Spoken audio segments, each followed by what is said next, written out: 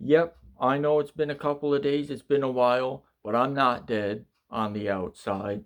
But for lack of anything else to do, I decided that I'm going to regale you with an epic tale from my past. And I might have mentioned this earlier a little bit, but I kind of want to elaborate on this tale because it's really stupid. So basically, it was the long ago forgotten year of 2017, and I was working at a warehouse at the time. It was a Nestle warehouse specifically, um, and the job I had there was a line worker. And if you don't know what line work is, it's basically where you just do menial grunt work, like stacking stuff onto a pallet or folding boxes or like um those like cardboard trays that you stack cans in at the store? Those like cardboard things on the bottom. You could fold those to put them in. Just basic shit like that. That they're mm, probably gonna have a robot doing in a couple of years. But so I was doing that in 2017. And a couple of months into this job, I'm, slowly dying inside. And I happen to notice that there are two new hires in my group because we're all designated into these little, they call them lines, but they're just like little groups of like 10 to 15 people that you're with. And two new hires came into my group, and they're significant because I knew these people, or at least I knew of them because I used to work with them. Um, Not work with them. I used to go to school with them, high school. I used to work at high school with them. I didn't do shit in high school. Not the point though. So anyway, so these two people who I vaguely knew from high school, I didn't really talk to them, but I knew who they were in high school, and they were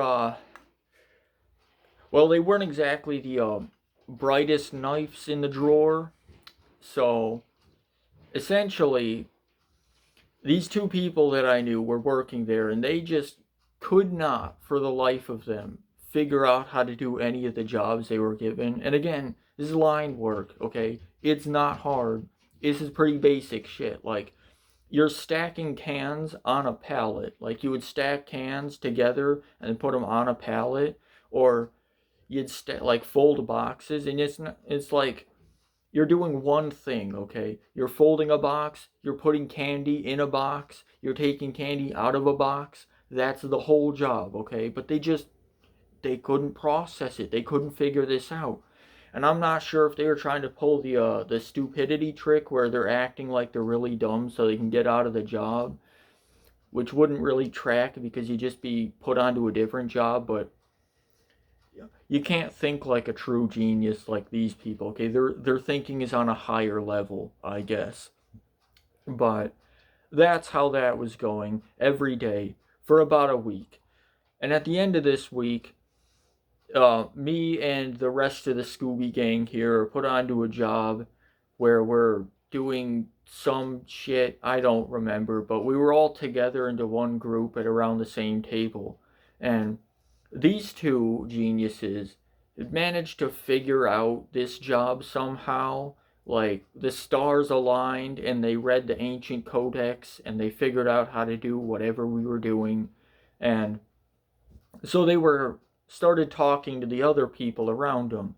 And throughout most of the interactions these people had, it seemed like the guy, because there was a guy and a girl in this duo here, okay, and the guy was the louder one, usually the one talking to people, and the girl was like his toady and would just go on with whatever he said.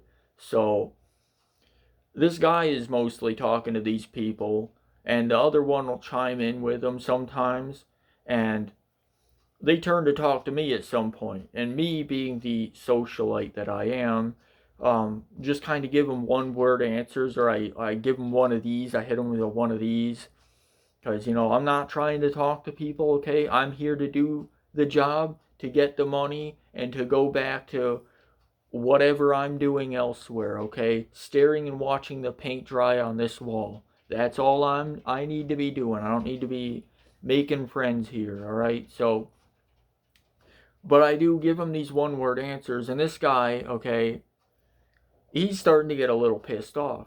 I don't exactly know why he doesn't just move on to the next guy, but he's like, oh, so you don't want to talk to me, eh? So you're too good for me, eh? So I'm gonna fucking make you talk to me. Like a Billy Badass here is gonna roll up on me and in the Nestle warehouse and do some shit. I don't know what the plan was, but and the other people around him, like the other people in the group, I didn't have any problems with, okay? I'm not being rude to anyone. I don't have any problems with anyone. But this guy, he's just, he's one of those people. He's one of those people you're going to see getting arrested on a YouTube police body cam compilation one day.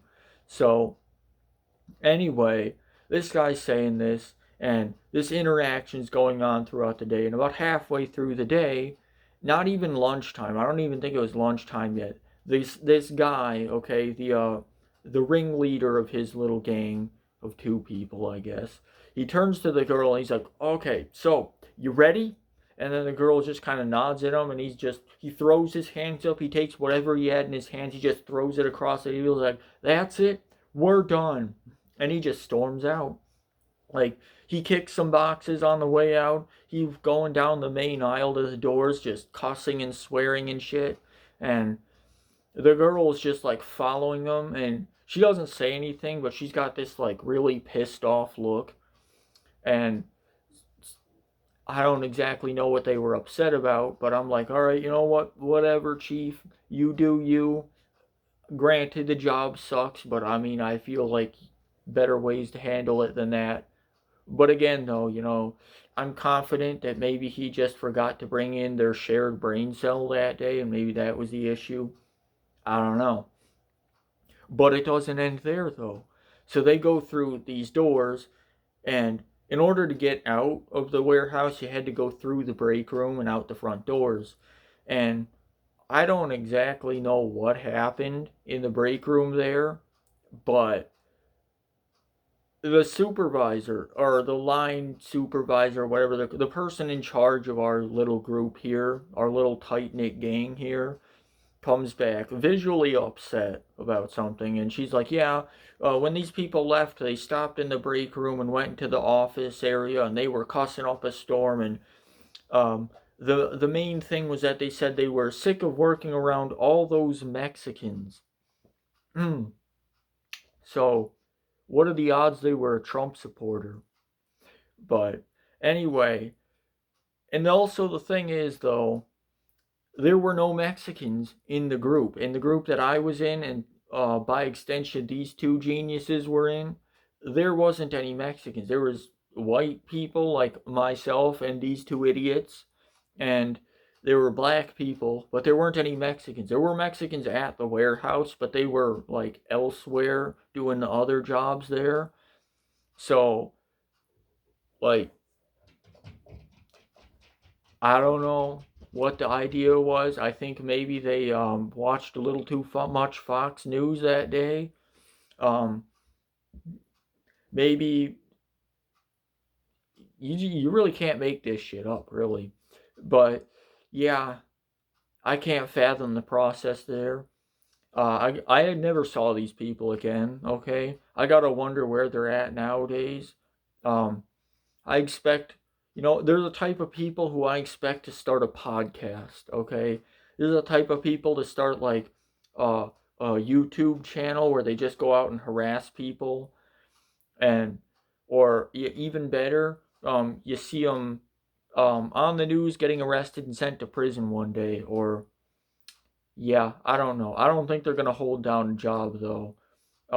They're upset about that. I feel like they'll be upset about some ethnicity no matter where they'll go. They're probably gonna go to some other warehouse and then get all pissed off because, God damn it, I'm sick of working around all these Klingons.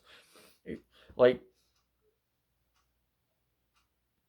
the moral of this story, don't be like these two idiots, okay? If you want to quit a job, I don't know what to tell you, Chief. Don't do that. So, yeah.